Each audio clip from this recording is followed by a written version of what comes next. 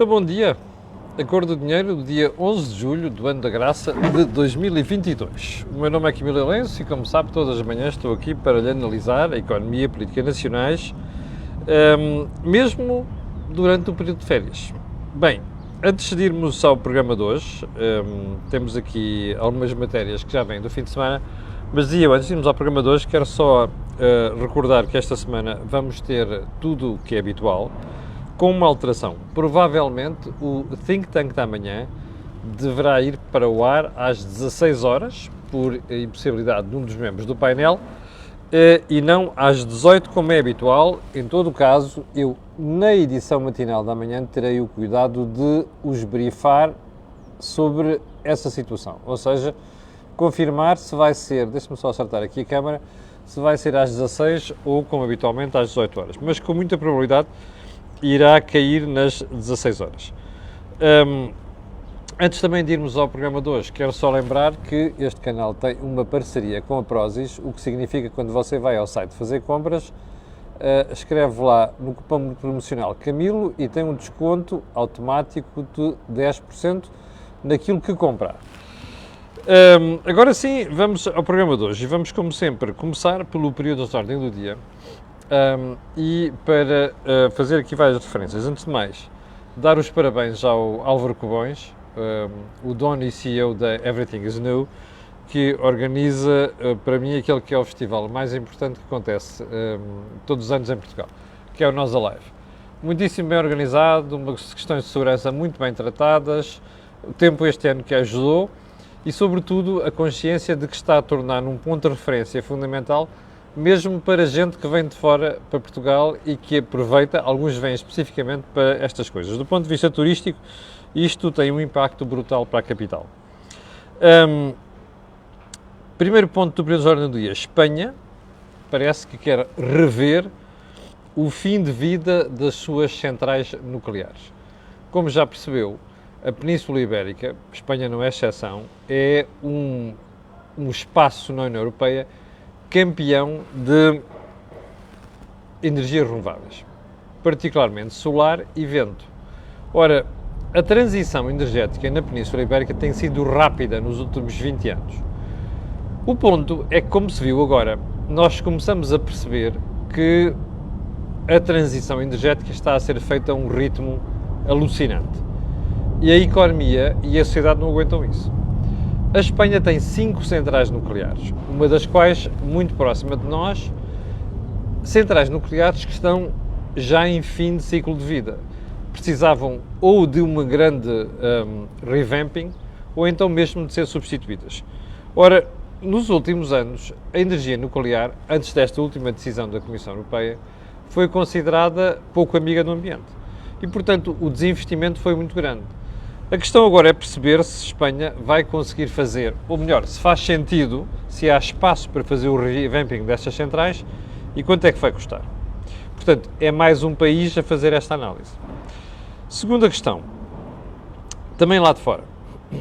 Espectadores que na sexta-feira, depois de ter falado aqui sobre o que se passou no Reino Unido, com a demissão do Sr. Johnson, questionam duas coisas. Primeiro, quem é que deve ser o sucessor de Boris Johnson no Partido Conservador, uma vez que há cerca de uma dezena de candidatos, alguns com mais peso que outros, por exemplo, a senhora Liz Truss, que até agora foi Ministra dos Negócios Estrangeiros inglesa, e também o senhor Rishi Sunak, que também até agora foi o Ministro das Finanças. E pessoalmente, eu, independentemente de daqui nos próximos dias aparecerem outros candidatos, eu acho que os candidatos mais fortes poderão estar nestas duas pessoas. Vamos ver o que vai suceder, até porque o ajuste de contas, a radicalização dentro das hostes do Partido Conservador é muito grande e já começou o jogo sujo. Por exemplo, o Financial Times desta manhã diz que foi libertado um dossiê que compromete as aspirações do Sr. Rishi Sunak. Vamos aguardar. Segundo ponto, alguns espectadores na sexta-feira perguntaram se esta demissão do Sr. Boris Johnson, como sabe, foi um grande entusiasta nos últimos tempos do Brexit, põe em causa este movimento, ou seja, a separação do Reino Unido. Eu acho que não, pelo menos para já. E por duas razões. Primeiro, porque o eleitorado conservador é muito propenso a esta ideia de, orgulhosamente sós, Britannia rules the waves. E por outra razão, existe algum consenso na sociedade inglesa quanto à ideia de que eles devem estar de fora da União Europeia.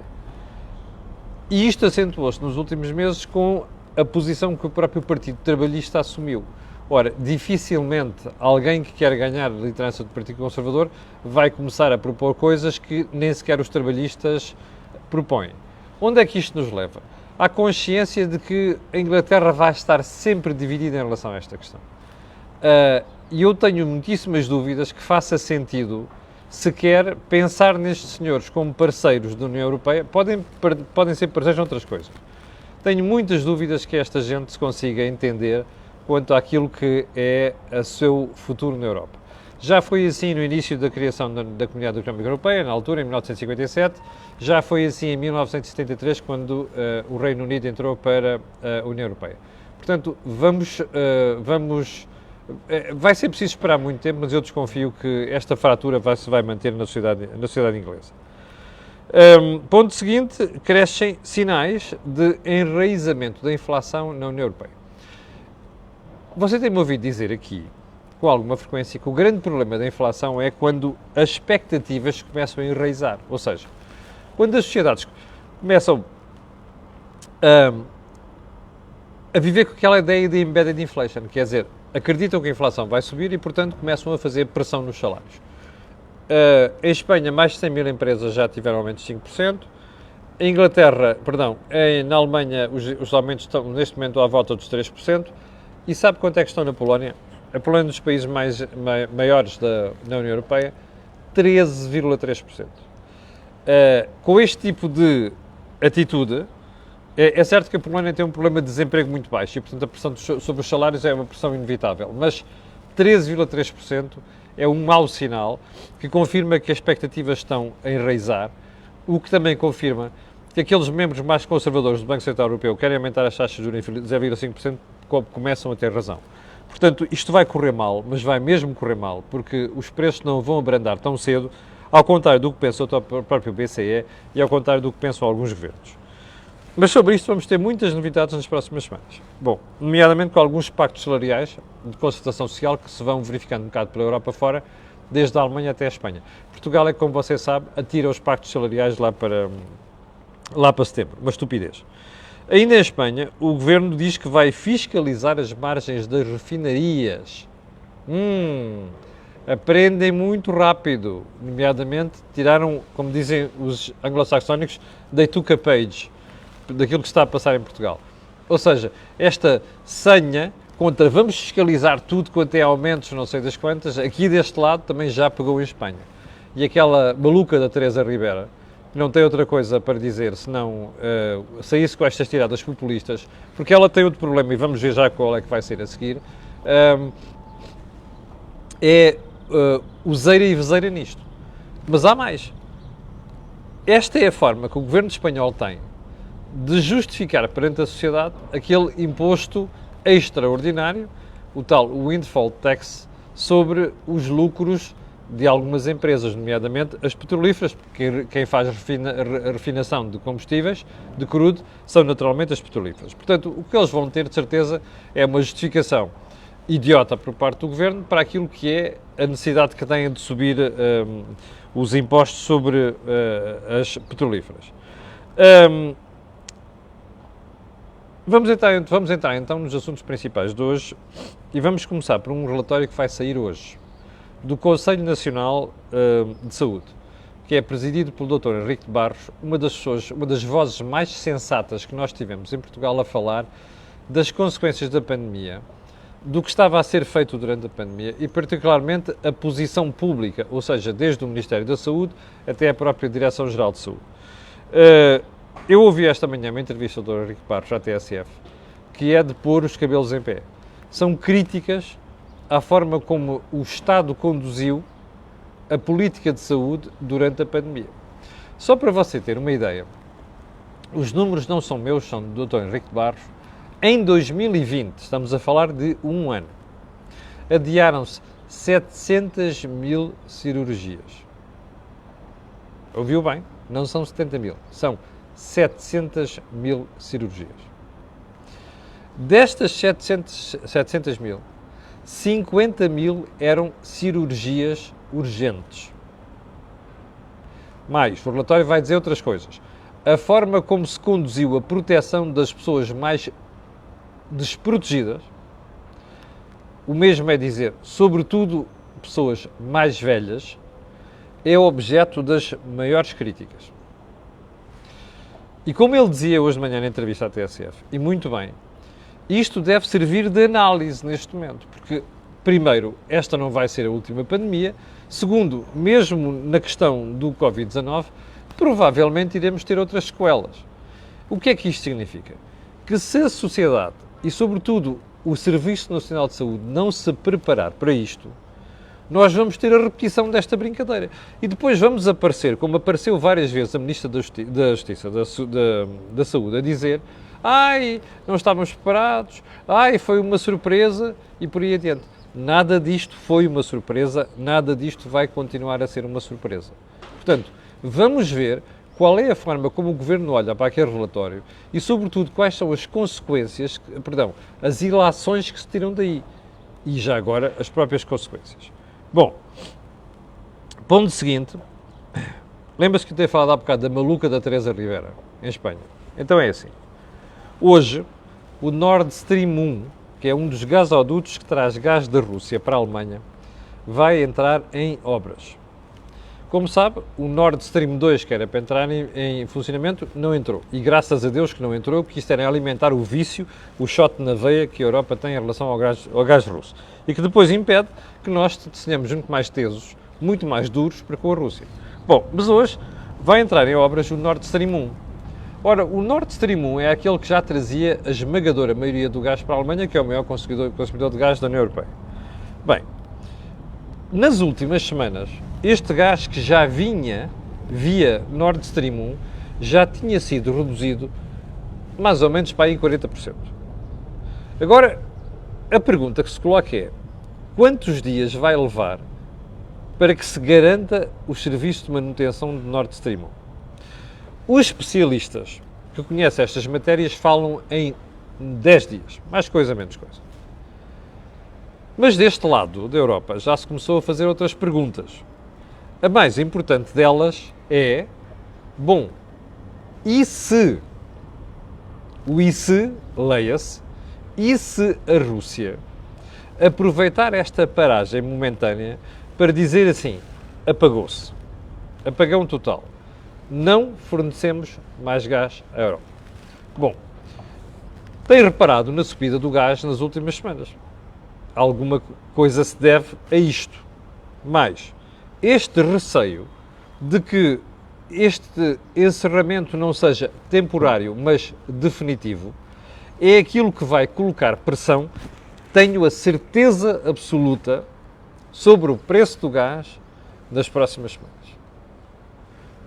Primeira pergunta. Você já ouviu o governo português explicar-lhe isto em Portugal? A conversa é: nós não vamos buscar gás à Rússia, é um niquinho, o resto vem do Qatar, da Nigéria, dos Estados Unidos, não sei das quantas. Segunda pergunta. Você acredita nisto? É que quando se rarefaz um produto que é global, que nem toda a gente tem para fornecer ao mercado, os preços sobem. O mesmo é dizer, você acredita mesmo que a gente não vai pagar um preço de gás mais elevado? Segunda pergunta, se a Rússia fechar definitivamente o Nord Stream 1, eu sinceramente até acho que devia fechar. Sabe porquê? Porque era a forma da Europa apanhar um susto e começar a perceber uma série de coisas. E daqui a 2 ou 3 anos já tínhamos a situação resolvida e fazia-se um daqueles gestos de Bordal Pinheiro das Caldas ao Sr. Putin e à Rússia. E resolvia-se o problema. Mas pronto, vamos voltar à questão. Imagine que a Rússia fecha mesmo o Nord Stream 1 definitivamente. O que é que acontece? Uma recessão, e uma recessão a sério na Europa Central, com um impacto profundo em Portugal e outros países do género.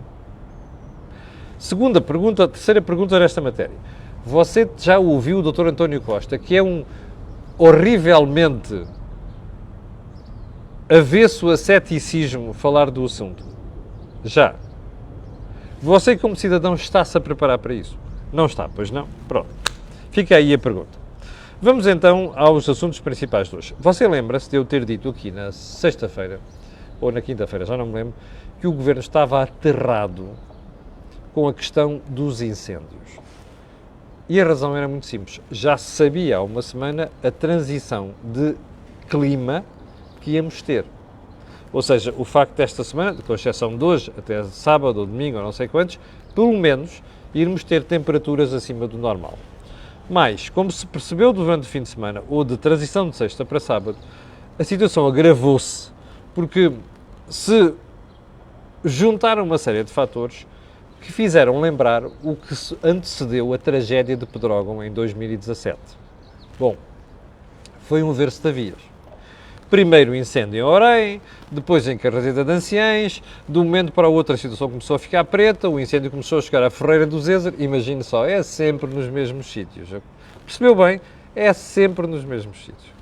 Bom, de um momento para o outro foi um ai Jesus, televisões a fazerem aqueles diretos, algumas situações horripilantes, como se aconteceu ontem aqui às portas de Lisboa, em Belas, e por aí adiante, e de repente nós ouvimos falar, perceber que o Governo estava mesmo preocupado. E o Governo estava mesmo preocupado. De tal forma que de um dia para o outro você ouviu a notícia que não é habitual em Portugal. O Sr. Primeiro-Ministro decidiu cancelar a sua viagem em Moçambique por causa do risco de incêndio em Portugal. Primeira pergunta. Está a ver a diferença entre este comportamento e 2017? Então eu vou recordar. Em 2017, no dia dos incêndios, o Dr. Costa estava cá. Portanto, é mentira quem diz que ele não estava cá. O problema não foi esse. É que o Dr. Costa pirou-se de Portugal a seguir. Foi de férias não sei para onde. Sei que a gente viu aquela barriga proeminente, ao sol, não sei das quantas, que a sua querida mulher ao lado. Bom, aquilo foi um comportamento deplorável. Eu acho que o Presidente da República devia ter demitido o Primeiro-Ministro naquele dia. Não o fez. Mas desta vez o Dr. António Costa parece ter percebido a lição. O que é que mudou? Ele é uma pessoa teimosa. Terá sido esse receio? Não foi só. Foi uma converseta de pé de orelha que o Presidente da República teve com o Primeiro-Ministro. Isto não foi dito ontem nem antes de ontem. O professor Marcelo questionou António Costa, então e se voltar a acontecer a mesma coisa? Vossa Excelência está fora do país, certo? O próprio Marcelo resolveu cancelar a sua viagem a Nova Iorque, estilo, vou dar o exemplo. Ontem, como você viu, Marcelo foi à Autoridade de Proteção Civil, acompanhado de uma senhora que tem cada vez mais de jeito para ser tonta, que é a Patrícia Gaspar, que é a Secretária de Estado, e o José Luís Pinheiro, que eu, como digo aqui, é um tipo sensato, mas em certas matérias está totalmente impossibilitado de agir, porque quem manda naquilo é o Primeiro-Ministro. E o Presidente da República fez uma série de avisos ontem, inclusive, já repararam, é que se nós formos para fora do país e acontecer um acidente, vocês depois vão começar a questionar, estilo, veja só o recado que o Presidente mandou ao Primeiro-Ministro. Bom, uma coisa é certa, este comportamento de António Costa e mesmo de Marcelo Rebelo de Sousa saúda-se, porque em momentos destes o mínimo que se pode esperar é que o Primeiro-Ministro esteja em Portugal. Aliás, como você já deve ter ouvido desde ontem à noite, o Sr. Primeiro-Ministro hoje vai fazer aquilo que nunca fez, que é ir a correr aos sítios, fazer o seu show-offzinho de eu estou aqui a acompanhar as coisas. Você dirá, não vai mudar nada. Não vai mudar nada, não é bem assim. É bom que nós tenhamos pessoas do Governo, responsáveis do Estado, a assumir perante a população e o país em geral aquilo que são os dores e os riscos do que está a acontecer. Porque o que está a acontecer é grave e pode tornar-se bem mais grave a partir da manhã. Portanto, se alguma coisa a gente pode dizer aqui é como nós não mudámos muito desde Pedrógão até agora, tirando algumas coisas ou outras, ainda na semana passada eu lhe lembrei aqui que as estradas à volta daqueles sítios onde arderam as coisas em 2017 estão cheias de mato, o que mostra que não aprendemos as lições todas. Bom, mas mesmo que tenhamos aprendido, o risco de termos uma tragédia é grande. Porquê? Porque nós temos a floresta mal organizada e não é uma coisa que se vai resolver em 2 ou 3 anos. E por outra razão, é que a própria, não é só uma questão de espécies que estão plantadas em certas áreas, é inclusive as questões de proteção, nomeadamente barreiras de corta-fogos, fogos continuam por fazer. Portanto, o risco de tragédia é grande e é bom que o Sr. Primeiro-Ministro e o Presidente da República estejam por cá para o caso de acontecer alguma coisa grave. Bom, ainda no... e há outra razão para António Costa ficar cá. é como ele já percebeu que está fragilizado. Primeiro, por estes episódios de ideia de descoordenação dentro do governo, que perpassaram claramente durante o período do conflito com Pedro Nuno Santos, e por outro lado, com esta ideia de que ele anda pela Europa a passear-se, a vender os seus méritos, esquecendo-se daquilo que é a coordenação do governo a nível interno. Bom, e como ele já percebeu, não é Mariana da Silva que vai substituí-lo e resolver este problema quando ele está fora e quando anda em passeatas, como se viu no episódio de Pedro Nuno Santos, aliás. Bom, vamos virar um bocado a agulha para regressar ao fim de semana, porque o fim de semana foi fértil em notícias. E notícias difíceis, que merecem análise e em alguns casos merecem condenação. A primeira notícia veio no Diário de Notícias de domingo, passa a redundância, e aqui está ela. Eu vou-lhe mostrar a manchete, porque eu quero dar os parabéns à Rosália Amorim, a diretora do Diário de Notícias e o Jornal de Notícias. Como sabe, eu sou crítico, quando tenho que criticar e quando tenho que elogiar, elogio. Hospitais estão a cancelar consultas e cirurgias para pôr médicos nas urgências. Eu, quando vi isto, fiquei com os poucos cabelos que já tenho em pé. Então, espera aí. O Governo andou a prometer um plano para resolver urgentemente o problema das urgências, como diz o Diário de Notícias, com serviços a encerrar em todo o país por falta de clínicos e receio de que se alarga mais especialidades, há unidades a tomar medidas para desviar profissionais. Sindicatos exigem medidas estruturais, no dia 13 reúnem-se com a tutela. Bem, espera aí. Então, está a ver porque é que eu digo para você desconfiar sempre dos quick fixes do Governo? Da Sra. Ministra da Saúde e do Sr. Primeiro-Ministro. É porque é sempre isto. O tal plano que andaram a gizar nas últimas semanas não é plano nenhum, percebe? Aquilo é uma estupidez. Aquilo é um disparate. Porquê? Porque você, questões estruturais, nunca resolve no curto prazo. Você não pode inventar médicos de um dia para o outro. Não pode ir desviar médicos de um sítio para o outro, assim como por dar cá aquela palha. Isto é impossível. Não se consegue fazer isto. Estas brincadeiras exigem medidas estruturais. Ora, como não há medidas estruturais, como muito bem diz o Diário de Notícias, há hospitais que estão a cancelar consultas e cirurgias para pôr médicos nas urgências. Bom, vamos regressar à crítica do professor Henrique de Barros esta manhã na sua entrevista à TSF. Diga, isto é sinal de quem aprendeu alguma coisa. É que daqui a uns meses vamos estar a dizer assim, bom, afinal, o número de cirurgias e consultas que não se realizaram aumentaram. E quando formos ver, a razão é, porque foi desviar médicos para aquelas funções. Isto não é nada, como você deve perceber. Mas olha, foi você que votou nesta gente. Até lhes deu a maioria absoluta.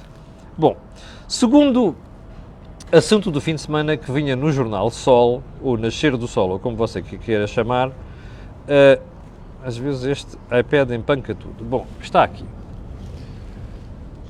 O Grupo de Braga assambarca um quarto do PRR para as empresas. Isto é o Grupo DST, como você sabe, está a renegociar com o Governo a compra da EFASEC, porque Bruxelas já está a colocar questões e dúvidas sobre a forma como se financiou, como se o Estado meteu dinheiro na EFASEC configura a figura de ajudas públicas.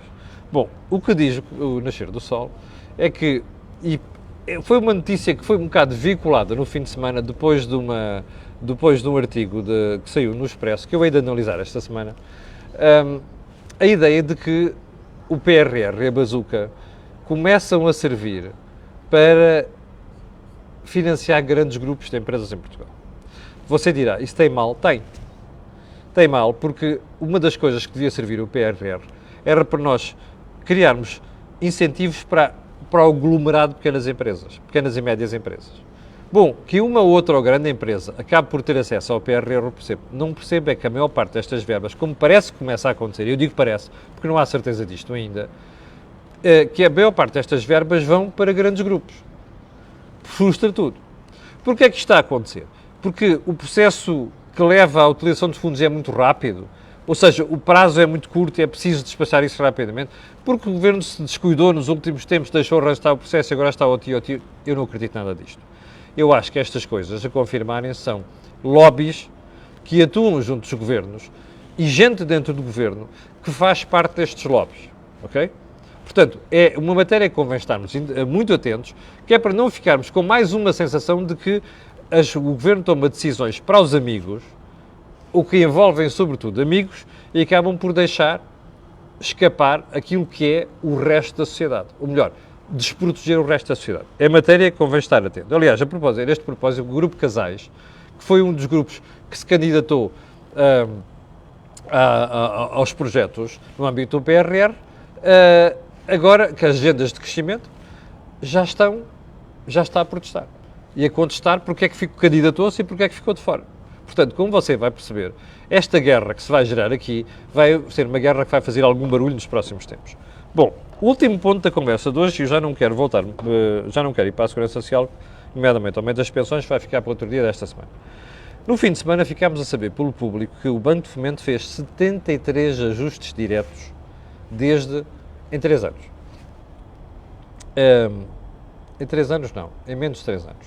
73 ajustes diretos. Sabe quanto é que foi o montante destes ajustes diretos? 6 milhões de euros. O que é que quer dizer ajustes diretos? Quando há a necessidade de contratar certos serviços, o Estado lança um concurso, que é a forma mais eficiente de conseguir baixar o preço. Quando não se faz isto, faz-se o tal ajuste direto. Bom, eu confesso que me fico arrepiado de pensar que há 6 milhões de euros que foram distribuídos por ajuste direto. Porque fica sempre a pensar, será que se favoreceu alguém? Bom, uma das empresas beneficiadas com isto levou 2,84 milhões de euros. Ouviu bem?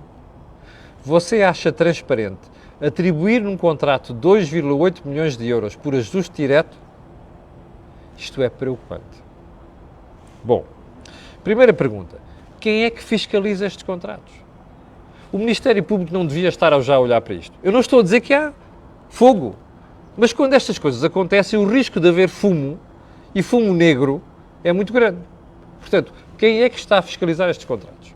A segunda pergunta é mesmo esta. Faz sentido atribuir tanto dinheiro em termos de ajustes diretos? Bom, isto além de ser preocupante, é um sinal de que alguma coisa está profundamente podre na sociedade portuguesa. E que se calhar vai acentuar com maioria absoluta. É que isto cheira a negócios. Isto cheira a coisas pouco claras que são típicas durante os períodos socialistas. Percebe? E você vai seguramente ter notícias disto nos próximos tempos. Chegámos ao final do programa de hoje. Quero agradecer às 6.600 pessoas que ainda agora estavam em direto. Quero pedir a estas pessoas e outras que vão ver aquilo que peço sempre. Colocarem um gosto e fazerem partilha nas redes sociais. Já sabe porquê? Aquilo que houve aqui não houve em mais lado nenhum. Obrigado, até amanhã às 8 da manhã e depois até às 16 horas da manhã com o Think Tank. Fique bem, tenha um grande dia e cuidado com os fogos. Com licença.